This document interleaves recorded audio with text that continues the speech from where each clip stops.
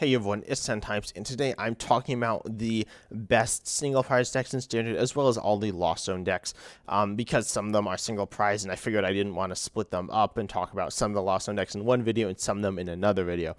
So let's just hop into it. I'm not going to go super in-depth on Lost Zone, but I actually have another video about Lost Zone on my channel somewhere. It doesn't include talking about Paldea Evolve stuff, I don't think, but it did pretty much it's the same stuff, so I'll go over it quickly, though, and talk about how it plays into the meta, certainly. First of all, Lost Zone centers around Comfy and Closed Experiment, as well as Lost Vacuum, which some lists play. Surprisingly, this list does not actually play it. I figured it would.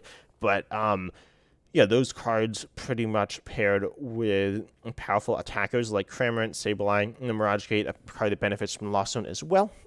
So Comfy and Closed Experiment put cards in the Lost Zone, and then if you have 4 cards in the Lost Zone, you can attack with Cramorant for free. If you have 7 cards in the Lost Zone, you can use Mirage Gate to accelerate energy to your Pokemon. And then if you have 10 or more cards in the Lost Zone, you can use Sableye. You can also use Giratina V-Star, which we'll talk about. It's not a huge deal, though. So, yeah, the main thing about this deck, Cramorant solid, Snorlax, Radiant Greninja, Kyogre. Radiant Greninja and Kyogre are solid spread-based options, or Snipe. There are different ways of describing it, but very powerful. Kyogre here is interesting because it says you look at the top 5, or discard the top 5 cards of your deck, then choose 2 of your opponent's bench Pokemon. This does 50 for each energy you discard in this way to each of those Pokemon, allowing for very powerful snipe attacks at the end of the game. And you can guarantee that you have tons of energy in your deck using Energy Recycler and Super Rad to recover energies. Additionally, you can also use Echoing Horn to bring Pokemon back onto the bench to just punish them. Then also Sableye here is really powerful, saying you can only use this attack, as I said, if you have 10 or more cards in the Lost Zone. This is the highest count for cards in the Lost Zone. Put 12 damage counters on your opponent's Pokemon any way you like. This allows you to deal with Mana Fee, preventing bench damage. And in a number of these decks, we'll see 2 Mana Fee. Not all these. I'm just taking a quick scroll. Some of them play 2 Mana Fees. A lot play 1, which prevents bench damage from stuff like Kyogre and Radiant Greninja. Radiant Greninja is another bench damage attacker, as well as an engine piece. But then Sableye can get through it. And then we also see Snorlax, as well, as I mentioned, is just like a solid attacker. Keep in mind this deck does not hit massive amounts of damage. You could also see this deck with a few various Pokemon V, including Dragonite V, Raikou V, Galarian, Zapdos V, Drapion V as well. So those are fine, possibly paired with Sky Seal Stone. And then we also see... I don't know, that's about it. It's a bit of like a toolbox. Pokestop allows you to go fast. In this next build, it plays Beach Court. So Beach Court's interesting, reducing the 2 cost of your basic and Pokemon by 1 colorless, so allowing your Comfy to retreat for free, which is useful, or pretty much anything. And as I said, we reduce the Drapion V here. This build runs Radiant Charizard instead of Radiant Greninja, not providing that draw engine, but providing a very powerful late-game attacker. In some senses, it also replaces the... really useful, but not necessarily as consistent Kyogre, which is the snipe attacker, but similar endgame attacker. Most notably, with Radiant Charizard, it's essentially only 1 energy attachment. So instead, you get to play various other energies like Jet Energy, allowing you to switch and be more consistent in the early game, as well as not playing Mirage Gate, which is a good card, but if you can avoid it, and of course, if you have more deck space, that's always good. We see Hawlucha, which places damage counters, so in combination with Sableye, allows you to grab easier KOs. We also see Artizone, which is interesting, which we'll see in a lot of these decks, and honestly a lot of decks in general. Once during each player's turn, they may search their deck for a basic Pokemon without a rule box and put it onto their bench, which of course for single prize decks is everything. Not everything, not like Drapion, but not Radiant Charizard either, but pretty much anything. We also see Defiance Man, an interesting card that is quite useful in single prize decks. If you have more prizes remaining than your opponent, if you're down on prizes, essentially you do 30 more to your opponent's active, which is quite good. Doing more damage is always good. We also see the 1 Lost Vacuum I talked about, which is useful. And then we also see Disruption with Roxanne. We'll talk about Iona, though, which is another form of Disruption. But again, this is like a similar style deck, but it's a little bit different. Now with Giratina V-Star, it's not a single prizer. I talked about this when I talked about Arceus. but doing 280 for 3, very powerful, does put energy in the Lost Zone, and then Star Requiem, if you have 10 more cards in the Lost Zone, you instant KO anything, which is just good. There are only a few Pokemon that instant KO right now, and Giratina is one of them, and it's quite good. And then we see like similar ideas, lower counts of other stuff. We see Iono, which is N. Essentially, each player shuffles their hand, puts it on the bottom of their deck. If either player put any cards on the bottom of their deck in this way, each player draws a card for each of their remaining prize cards. So it's disruption, helps you if you're down on prizes, which many single prize decks will be.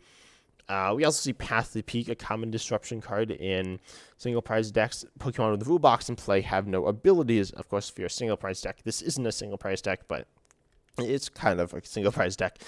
This doesn't really hurt. You're not hurt by this, but many opponents are. And then, yeah, that's about it. Same stuff here. And last, but certainly not least, actually it might be least, Hisuian Guj Visar. Again, I talked about this. Instead of doing big damage, it takes less damage, and it's kind of cool. We also see Spiritomb, more disruption. Zamazenta, just a solid attacker as well, kind of like the Snorlax we talked about earlier. Yeah, pretty much the same thing. Now, moving on to a true single prize deck. Now, this is Zoroark. It's a bit of an infamous deck in the game because it's notorious for not quite being good enough, but in this meta, it's good, I guess. I mean, it's good. It's fun. I'd highly recommend you play it. There are tons of different ways of playing this as well. This is the one, looking at lists, this is the one I thought was like the coolest. It kind of just made the most sense. Actually, I just realized I don't know. Frostmoth's kind of questionable, but apparently can be good, certainly. But Zoroark is really interesting with its ability here, Phantom Transformation. Once during your turn, you may choose a stage 1 from your discard except for Zoroark, and then switch it with Zoroark, accepting you to discard all attached cards. So don't stick energy before you change Zoroark. Of course, we have various ways of discarding. We have the Kirlia Gallade engine. I'll talk about the Kirlia engine now, which is just discard a card from your hand to draw 2.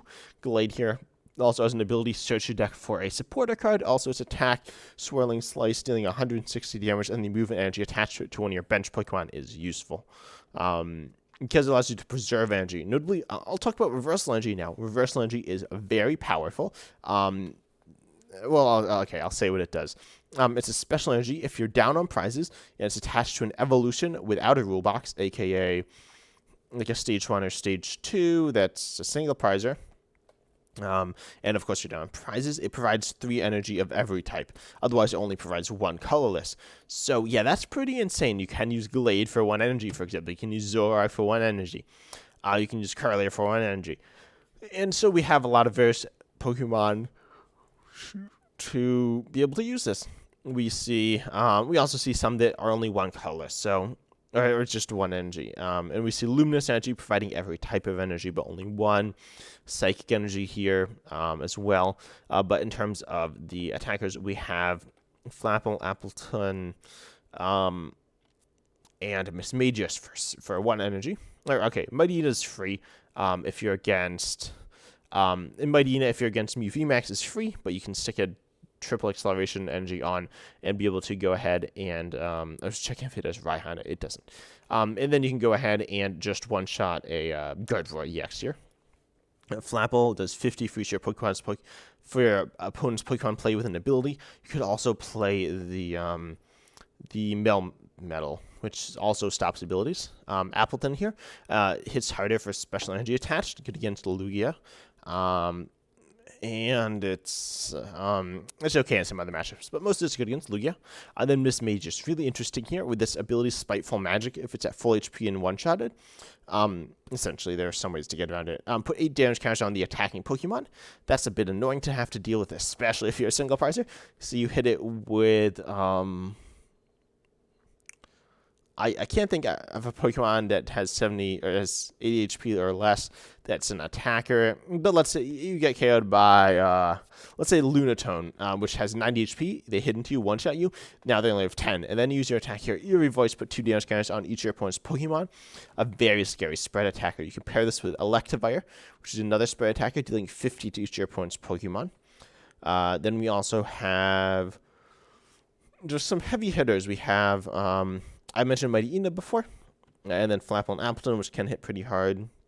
But then you have a number of other ones as well. So Titan here is like the best, I guess. There's 220. It needs a special energy. Of course, it will have one of those. Frostmoth here is also a water hitter for weakness, but then you return the energy to your hand when you attack with it, allowing you to preserve that energy, which could be useful. Kilowattrel is a lightning type attacker. There is a Raichu, which I'll pull up real quick, which is, I think it's this Raichu. But which is only one energy. I'd argue it's a little bit better, but it depends, certainly. Especially with less V-stars. But then Hisuian Arcanine here. It does burn as well as 160, so that can be good. Also hits fighting type weakness. Yeah, there are other fighting types you could play as well. Notably Donphan, possibly even Lucario if you want to go down that route. But of course, these lists don't play that. And then we also see... I guess what I'd describe as the sauce, although Slowbro here is pretty iconic in any Zoroark list, and honestly it's very good in many single prize decks. You can only use this attack if your opponent has exactly one prize remaining. Take 2 prize cards. So that's pretty insane because, I mean, you just probably win. Of course, you need to have taken 4 prizes, which isn't crazy, but you've taken 4, they've taken 5, you're down on prizes. This isn't crazy, and again, as a single prize deck, your opponent will always have to hit that 1 prize turn, unless, as I said, they do spread damage, so you play Manaphy to prevent that, but sometimes you're able to punish through that with something like Sableye, Canceling Cologne, stuff like that, but hopefully that works. And then, if you want to get crazy, you can use Wug Trio. Its ability attack Undersea Tunnel. Flip 3 coins for each heads. Mill the top 3 cards of your opponent's deck. Mill anywhere from 0 to 9 cards with this, which is very, very powerful because it's just so yeah, it can be so good if you mill like 4 or 5 cards on average. That's a lot, honestly. And if your opponent's not careful and they get themselves into an awkward position, you can just win with this. Of course, it's a bit luck dependent. I personally haven't thrown it in my Zoroark decks, but some people have. It's fun, it's cool, and it can win games, so that's cool. And then, as I said, reverse energy is very important. We see a number of other supporters as well. You can play this how you want. As I said, it plays 3 Artizone, which I mentioned earlier is very good in single prize based decks. There are a few changes I'd make to this list. I've covered this deck on my channel. I don't think I've covered all the decks on my channel I'm going to be talking about, but I have covered this. I've covered the Lost Zone, so check those out if you want to see. Ask me for a link to the video if you need it, and I'll be free to give that to you. I don't have them on hand right now, but also keep in mind in the description there will be links to all these deck lists, so go ahead and check that out. They're all cool, and they're all good decks. Next up, we have, I'm sure some of you are like looking at these decks and thinking, these decks aren't good. But no, these decks, I promise, are good. Now we have United Wings here, which I'll start with Wattrel here, which does 20 for each of your Pokemon in your discard with the United Wings attack. Wattrel, Murkrow, and Flamigo all have this attack. Wattrel and Flamigo both have it for 2 colorless. Murkrow has it for 1 dark. So, in terms of energy typing, it's dark and double turbo. You could do some other things, but that's what these lists are sticking to. So lightning and dark weakness are pretty good weaknesses to hit. And then Flamigo here with a bit more HP, which is nice certain times. It's not always great enough, but it's good. And then its ability says when you play it onto the bench, you search your deck for 3 other Flamigos and go ahead and put them into your hand, and then shelf your deck. So that's really good, allowing you to set up easier.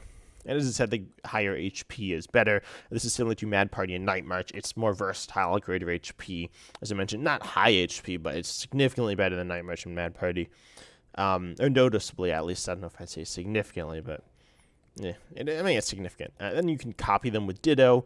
Ditto's an interesting card that says you can just copy basic non-rule box Pokemon in your disco piles. So you copy the United Wings attackers. And theoretically, if you have all of them in the discard, you can be hitting 240 for only 1 energy on a basic Pokemon, which is just insane. So that's the main idea of the deck. And then we have the discard-based engine of Curlia. We also have a Squawkabilly EX. If you want to go fast, you want to go hard, you can get it with Clap Stadium, which, by the way, I'd honestly possibly recommend 2 Clap Stadium. It puts in so much work in the deck because Squawkabilly does as well. Also, them all being basics means you can rip them out of the prizes with this 2 in Heavy Ball. The deck's straightforward, but it's fun to play. 100% honestly, it's 100% the coolest deck from the new set. At least it's a straightforward deck. There's some wacky decks out there from Paldea Evolved that I need to try. I've messed around. I haven't quite gotten them to work, but yeah, I've gotten this deck to work. It's good. Try it out. And then we got the infamous, the one, the only Regis. Yeah, so this focuses around Regigigas. With its ability, it says if you have each of the Regis in play, there are 6 of them, all of different types, and they're all in play. You may attach 3 energy cards from your discard pile to one of your Pokemon, which has to be one of the Regis. Well, okay, it doesn't necessarily have to be, but in standard, it does. And then you have an attack here that does 300 to a Pokemon VMAX. There aren't that many VMAXs around, which makes this attack not as good. But against Mew VMAX, this attack is quite good. And then we have a number of other Regis. This Regidraco does big damage. This Regidraco draws cards. Not amazing, but it is the only draw engine. This Regilucky does hits lightning weakness, does solid damage. There's also another Regilucky that does snipe damage. This Regirock does hits fighting type weakness. This Registeel does hits metal weakness, which could be good. Although you can't look at this list, you can't use it, which is interesting and understandable. And Regice stops Pokemon Vs from attacking. Again, this list can't use it. So if you followed along with this deck before, you knew it played Aurora Energy, which allow you to use any of the Regis. Aurora Energy has since rotated. Now, I guess I should talk more about what Luminous Energy does. As I said, it provides any type of energy, only one, but if you have any other special energy, it does not provide that energy. So pretty much your idea here is you use Luminous Energy to go ahead and power up some attacker. You can have one Luminous, one fighting, and another type onto Regirock to say hit with Giga Impact.